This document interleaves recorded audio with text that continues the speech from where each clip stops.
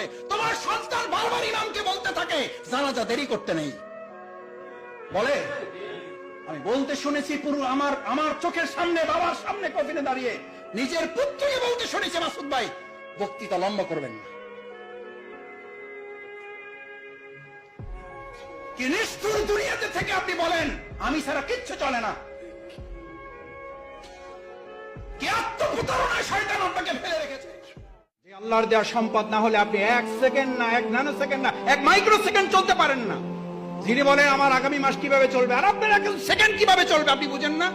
যে carbon die অক্সাইডটা ছেড়েছেন আর যে অক্সিজেনটা গ্রহণ করবেন, এটা যদি এখন অনুমোদন না হয়, কত টাকা বিল পরিশোধ করেছেন এই অক্সিজেনের জন্য?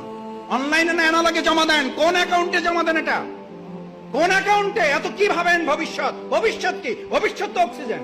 এই এখন কার্বন ডাই অক্সাইডটা ছেড়েছেন, অক্সিজেনটা আর যদি না ঢোকে এখন কি কারণ লাগবে?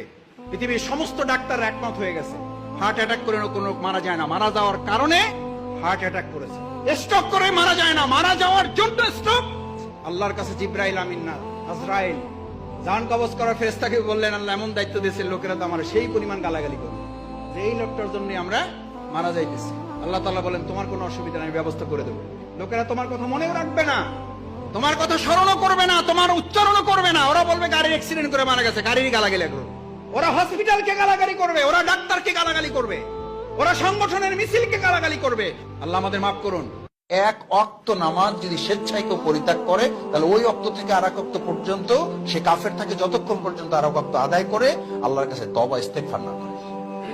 মুসলিম এবং কাফেরের মধ্যে পার্থক্য সৃষ্টি করার জন্য